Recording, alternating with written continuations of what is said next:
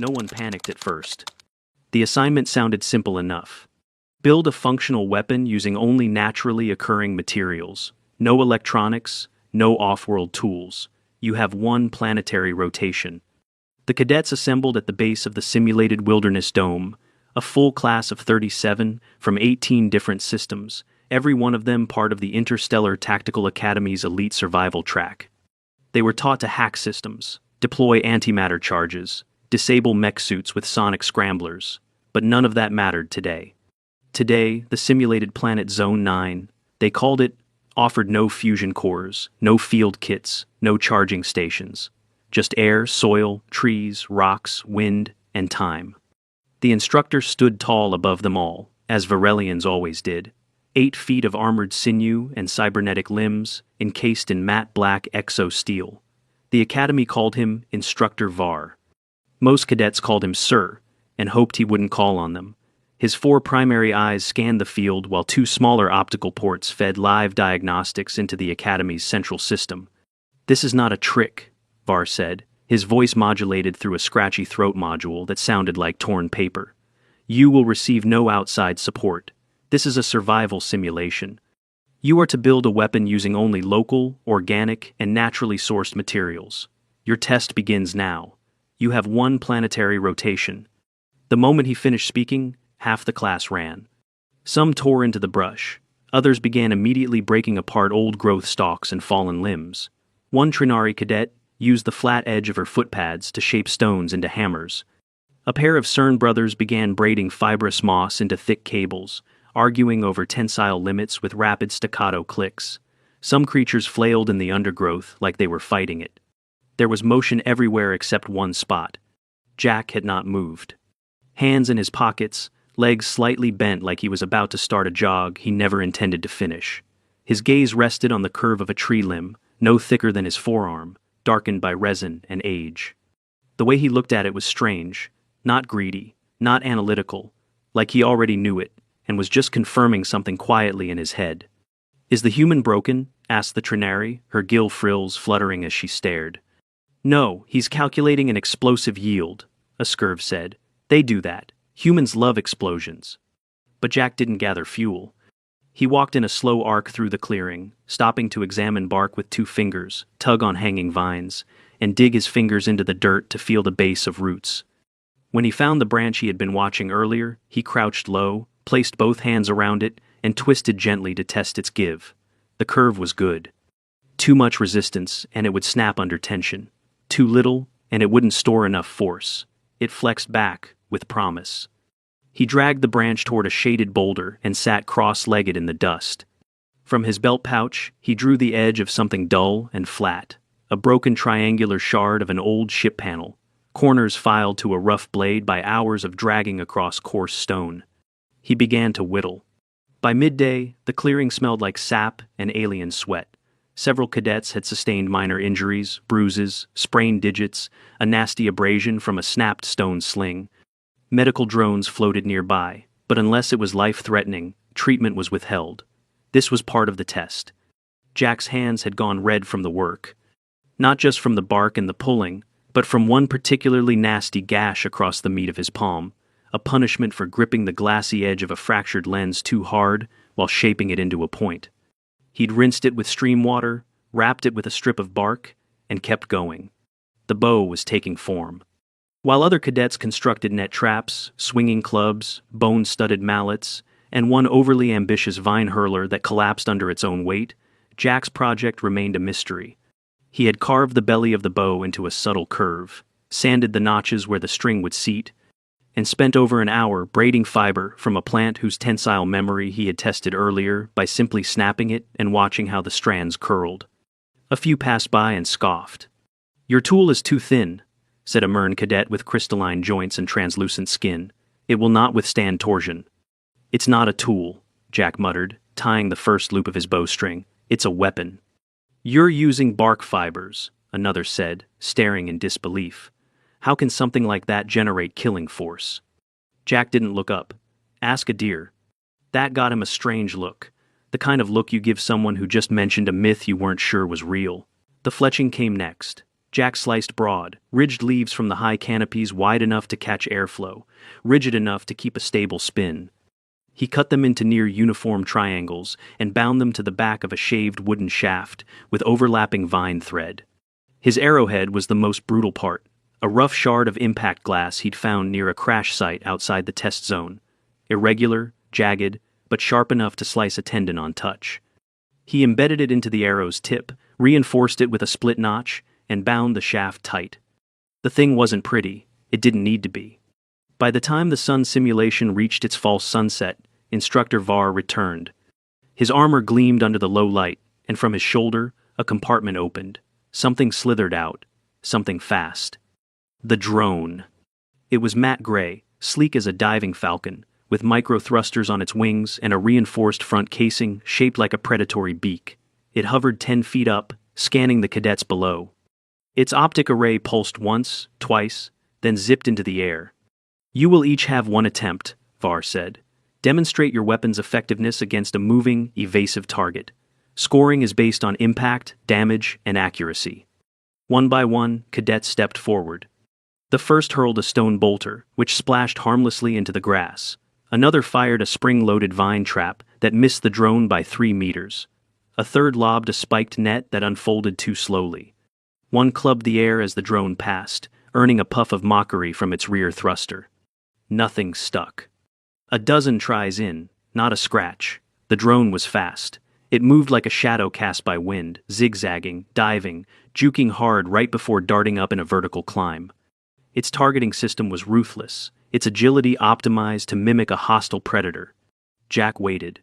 When the last cadet's trap exploded in its own rigging and the smoke cleared, Jack stepped forward. Bow in hand, one arrow.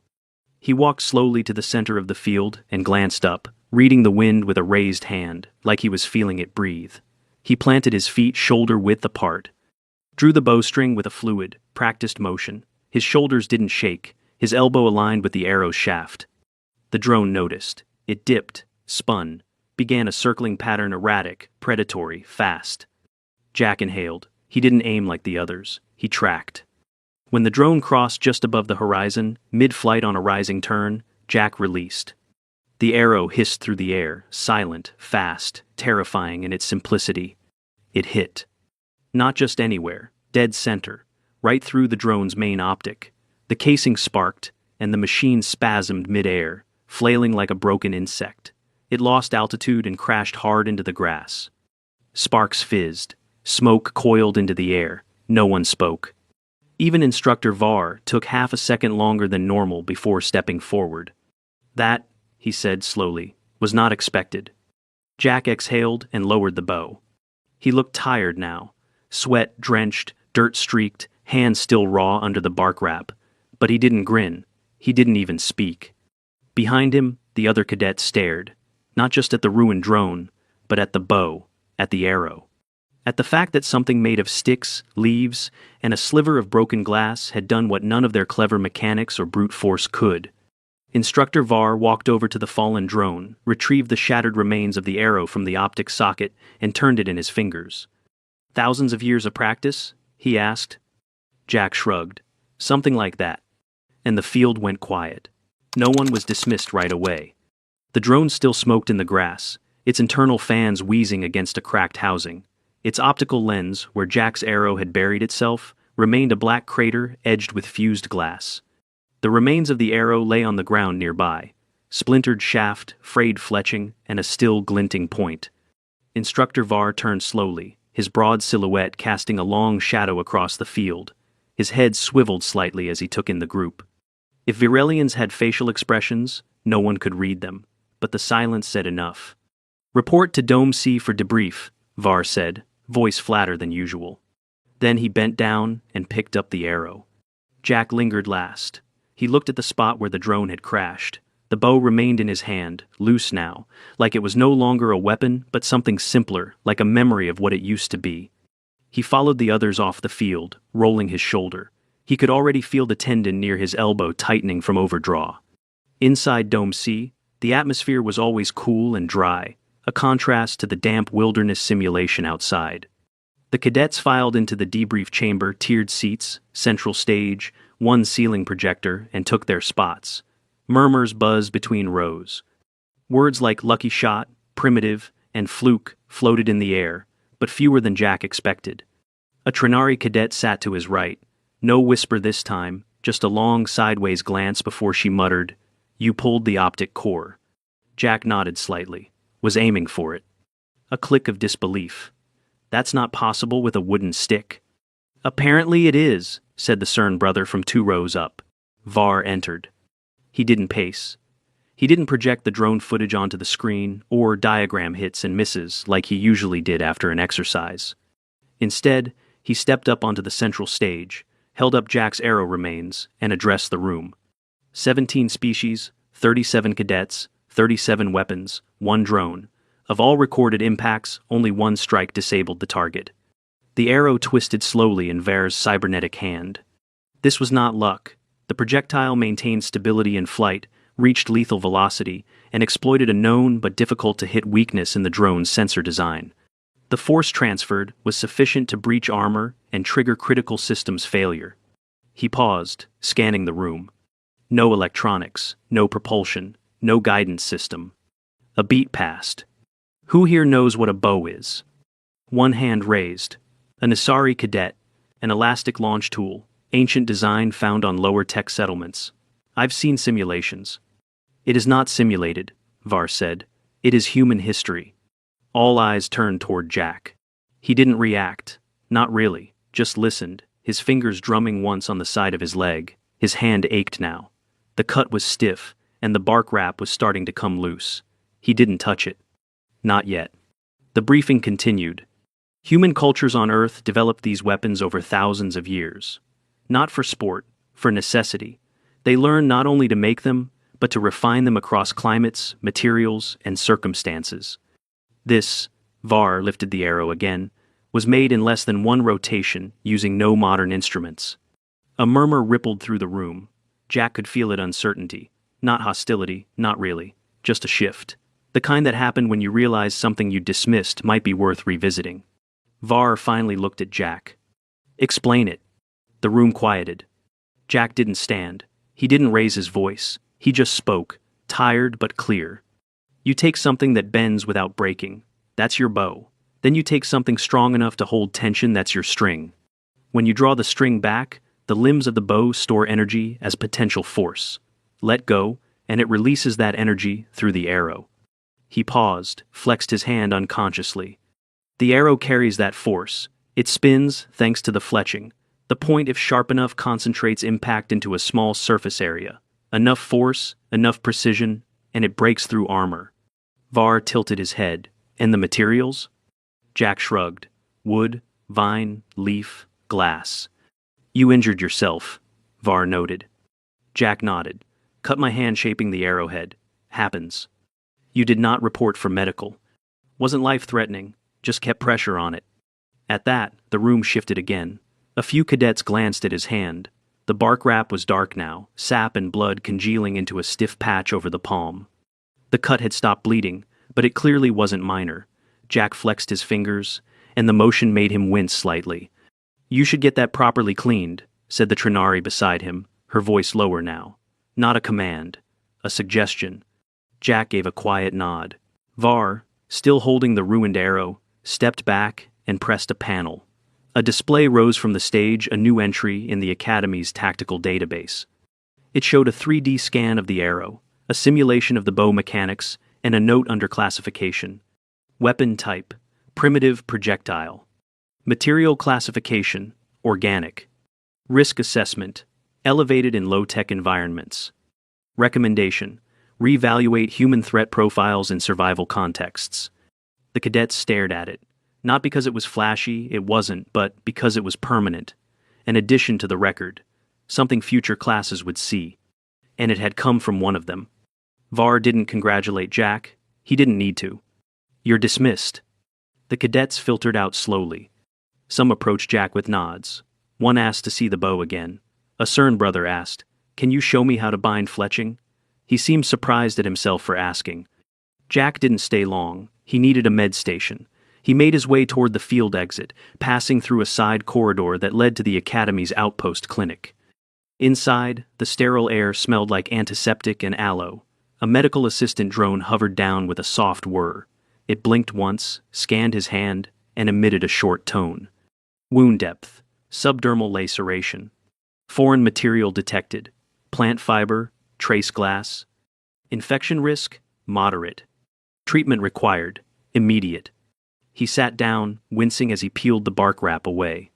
The drone's pincers worked quickly, flushing the wound with a mild antiseptic spray. Jack gritted his teeth. The glass shard embedded just under the skin had to be removed. The assistant used a micro-clamp to extract it, followed by a short-range tissue binder to close the tear. "You let this sit too long," the drone chimed. Jack didn't answer. His palm was numbed by the time it finished wrapping the bandage tight, clean, white, no pressure loss. Grip strength would return after a full rest cycle. He sat there another minute before heading out. The halls outside were quieter now. Most cadets were back in their dorms or still arguing about tactics. Jack walked slowly back toward the residential wing, passing the glass-walled archive near the central concourse. It caught his eye. A new case had been added. Inside, suspended on microfilament, was the shattered arrowhead. Below it, a small etched plaque read, "Made in a day. Interstellar Tactical Academy. Field Survival Test, Zone 9. Jack paused there a long moment. He didn't smile, didn't shake his head, he just looked at it. There was no glory in it, not really. Just proof that something old still had teeth.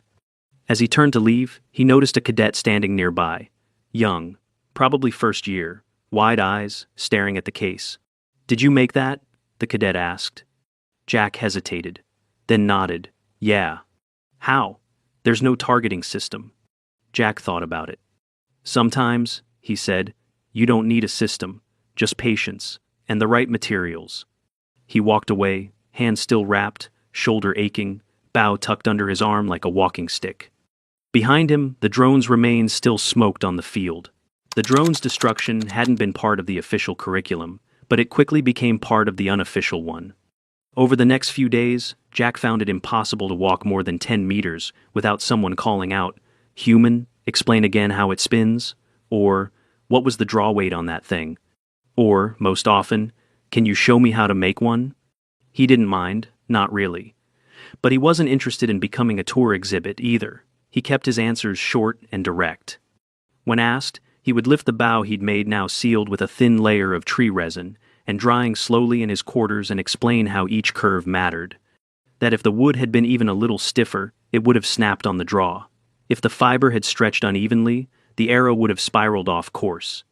"But what if you'd missed?" one cadet asked during downtime in the mess hall. Jack didn't even look up from his rehydrated meal. "Then I'd have learned why it missed." The Trinari from the exercise, whose name he now knew was Errol, leaned across the table. "That's not how most species think about failure." "Then most species are wasting it." Instructor Var didn't speak about the arrow again, not publicly. But things had changed. There was a new session added to the schedule. Survival Mechanics No Tech Zone. Var didn't assign it. He didn't need to. Cadets showed up anyway. At first, they came out of curiosity. Then, competition. Then something more complicated. Concern. The realization that if one human with nothing but a stick and some patience could bring down a drone built for battlefield evasion, then maybe, just maybe, they were overlooking something dangerous. Or useful. The following week, during an open workshop block, Jack walked into the old equipment yard to find 6 cadets already waiting. A pair of CERN twins had brought bundles of raw wood. One, Brolic, had sourced vine and leaf samples. Even the Mern who had mocked Jack's build days before was there with a handheld force meter to test the resistance of different chords. Jack blinked. "You're trying to build one," he said. The Brolic nodded with her top eyes while her lower ones adjusted magnification. "Instructor didn't assign this. We thought you might help." Jack looked around. "No one has a blade sharp enough," he said. "You're splitting the wood wrong. And these leaves," he held one up, "too soft for fletching. Use something with natural ridging. Has to catch airflow." No one argued. He spent the next 3 hours working with them. He didn't do the building. He demonstrated, and they followed. The CERN twins finally stopped talking over each other long enough to shape a halfway decent curve. Errol, the Trinari, asked if he could show her how to knot a bowstring without having it fray under tension. The brolic cracked a leaf between her fingers and tilted her head. This one? Jack nodded. That'll fly straight if you bind it right. Afterward, Jack sat back, hands sticky with sap, watching the others test their creations. Most fell short. One string snapped mid-pull. An arrow fired sideways into the dirt. Another missed its mark entirely. But no one seemed discouraged. Errol, who'd fumbled her first 3 shots, finally landed a decent strike into a soft target dummy. It didn't penetrate far, but it hit. Her frills twitched in something Jack guessed was pride. Thousands of years of practice? She asked, echoing what Var had said in the field. Jack smiled faintly. We had to hunt before we had fire. One of the Cern spoke up. So you evolved your species with sticks? Jack shook his head. We survived with sticks. Big difference. The Mern stepped forward, still struggling with his half-built bow. Why would a species still train in something so outdated? Jack studied him for a moment. Because environments change, tech breaks, batteries die, systems crash, but a sharpened stick? That works whether you're on Earth or orbiting a gas giant. But you only had one arrow, the Mern pressed. What if it had failed? Jack looked over at the target dummy with the shallow embedded arrow and answered honestly. Then I would have gone and made another. That answer unsettled the Mern more than anything else. As the others cleaned up, Errol lingered behind. You know, she said, watching him repack his things. We don't usually ask for help in this program. It's designed for competition. Jack gave a one-shouldered shrug. There's no competition if you're all dead. She blinked once, then twice. That's dark. It's realistic. Before she could reply, a chime buzzed from the Academy comms. Attention. Mandatory performance review. All cadets to Simulation Chamber 3. Jack looked up. That's the emergency sim room. Errol's frills stiffened slightly. We don't have a drill scheduled. They packed quickly. Within minutes, they joined the other cadets in Sim Chamber 3, a massive, full-dome holographic space designed to simulate crisis environments, debris fields, wrecked colonies, deserted planets. This one loaded slow. When it did, the terrain appeared scorched and chaotic, twisted trees, shattered stone, deep craters. Instructor Var stood at the far end of the dome. This is a pressure scenario. A weapons cache has been destroyed. You are stranded. You must survive until extraction. A new element blinked into view. Time limit, 4 hours. Conditions. No tech. No support. Hostile entity detected. Jack sighed. It wasn't that he minded another simulation, but his hands still hurt when he closed it, and his shoulders still ached if he drew too deep. Begin, Var ordered. The dome lit up. Jack was already moving, heading for the nearest rocky outcrop, while others shouted plans. He didn't care about leading, he cared about surviving. Again. Only now, others followed him anyway. Errol at his side, one of the Cern behind, even the Mern, grumbling but present. What's the plan? Errol asked. Cover, weapons. Then assess the hostile. Build another bow? Jack winced slightly. If I have time? They scavenged quickly, splitting rolls without speaking much. The Brolic found usable plant fibers. The Cern tested branch flexibility. Jack located an old simulation structure with a shattered window and pried free a piece of translucent polymer. Better than glass, he muttered. As the team built, the simulation escalated. Distant thuds mimicked approaching footsteps. The sky dimmed.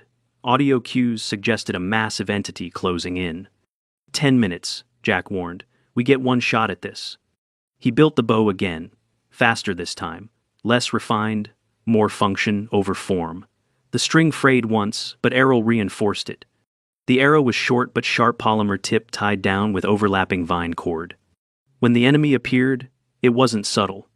A massive sim creature, bulked with armor plating and reinforced joints, scanned the terrain with bright red optics. Not quite the same as the drone, but definitely based on it. Jack pulled the bowstring. It tensed. His arm screamed. The wound on his hand opened slightly under pressure. He gritted his teeth, aimed. Now, Errol said. Jack loosed the arrow. It flew fast. And hit. The creature staggered. One eye flickered. Then the whole sim construct powered down, crashing into the digital earth with a metallic echo. The team froze. Simulation ended. Var's voice echoed through the dome. Success. No further comment. The room dimmed, the terrain dissolved, and the cadets slowly turned to Jack. Not with awe this time, not even surprise. With understanding. You okay? Errol asked. Jack looked at his hand, blood soaked through the wrap again. Not really, he muttered. They got him to the medbay. Again. This time, the assistant drone removed the bandage with a disappointed buzz. Reopened laceration, mild stress to median nerve, local inflammation. Jack hissed as the wound was flushed. The binder reapplied heat seal tissue gel and wrapped it tighter this time. Recovery time? He asked. 6 to 8 days with limited use. He nodded. Okay. No combat drills recommended until healed. Wasn't planning on it. As he left, a message pinged in his data pad. From Instructor Var. Subject: Survival Practicum. Status: Passed. Note: Manual skills marked exceptional. Further evaluation recommended. Jack stared at it, then deleted the alert. He knew what he could do. The others knew now too. And in a locked drawer near the Academy archive, his second arrow waited beside the first. 2 weeks passed. Jack's hand healed slower than he liked, but exactly as the medical team predicted. The median nerve stress faded first. Then the raw tissue knitted itself back into a tight, pink line that tugged when he closed his fingers too quickly. He could draw again by the 10th day, though the instructors had already suspended him from weapons drills until the full 14 had passed. He didn't complain. He used the time instead. Early mornings, while others filed into sim drills or power armor exercises, Jack sat in the outer dome's shaded grove, Zone 4A, a quieter biome in the Academy's rotating environments. He stripped fresh bark, tested the give in younger branches, practiced different knots and wraps, sometimes alone, sometimes not. Word had gotten around. No one called it Jack's class, but everyone knew where to go if they wanted to understand why their sling missed wide, or why their spike trap collapsed when set under stress tension. Jack had a strange way of explaining things, quiet, focused, unbothered by status, but he never dismissed questions. If someone asked how to notch an arrowhead without splitting the shaft, he showed them. If someone asked why one wood type curled in dry air and another held shape, he gave them samples to test. More than once, he was overheard saying, "Don't trust it until you break it. That's how you know what it can take." The instructors noticed. Var, especially, seemed to watch more closely these days. During one group assessment, he called up cadet-built low-tech weapons for analysis and evaluation. He said little, but Jack noticed the adjustments.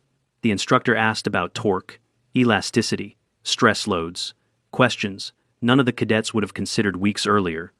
One day, after the group disassembled a test scenario that involved foraging and primitive defense planning, Var approached Jack directly. "Walk with me." Jack followed without a word. They passed through the Academy's central corridor, lined with display cases, ancient weapons, first-gen exogear, ceremonial armor from dozens of species. No one spoke at first. Just the faint sound of Jack's boots and the heavy whir of Var's leg hydraulics. Finally, Var paused at the newest case. Jack's first arrow.